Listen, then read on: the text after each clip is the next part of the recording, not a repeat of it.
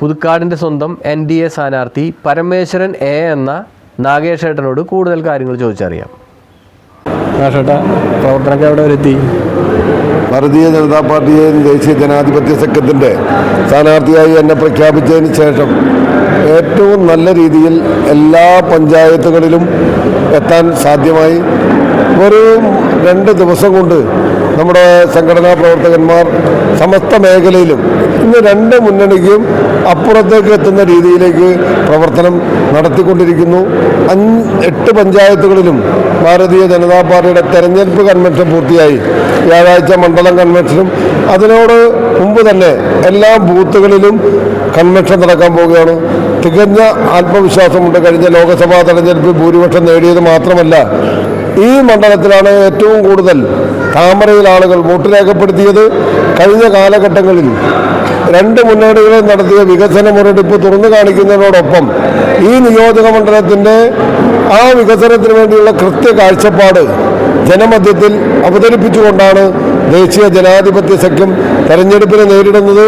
കഴിഞ്ഞ ആ ഭരണസമിതി ഇവിടെ കേന്ദ്ര സർക്കാർ കൊടുക്കുന്ന ഒരു പദ്ധതി പോലും നടപ്പാക്കാൻ, ജൽജീവൻ മിഷൻ പദ്ധതിയടക്കം പ്രധാനമന്ത്രി ആവാസ് യോജന പാർപ്പിട പദ്ധതി അടക്കമുള്ള എല്ലാ പദ്ധതികളും പരാജയപ്പെട്ട ഒരു മണ്ഡലം കൂടിയാണ്. ഏറെ കൊട്ടിക്കൊടുത്ത ചിമ്മിനി ഇക്കോ ടൂറിസം ഇന്ന് ജലരേഖയായി കിടക്കുന്നു. കാർഷിക മേഖലയ്ക്ക് പ്രാധാന്യമുള്ള ഈ പുതുക്കാട് മണലി കുറുമാലി പുഴകളുണ്ടായിട്ട് കുടിവെള്ളത്തിന് വേണ്ടിയുള്ള പദ്ധതികളോ അല്ലെങ്കിൽ കാർഷിക മേഖലയ്ക്ക് വേണ്ട ജലസേചന സൗകര്യമൊരുക്കാനുള്ള പദ്ധതികളോ ബന്ധപ്പെട്ട MLAയോ ഭരണകർത്താക്കളോ ഇന്നേ വരെ ചെറുവിരലനക്കാൻ സാധ്യമായിട്ടില്ല.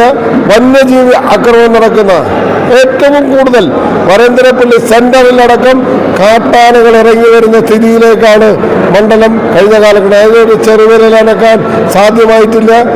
ചെമ്പുച്ചിറ സ്കൂള്, അതുപോലെ തന്നെ കോടാലി സ്കൂള്, ഇതൊക്കെ തന്നെ അഴിമതിയുടെ പര്യായങ്ങളായി മാറിയിട്ടുള്ള മണ്ഡലമാണ്.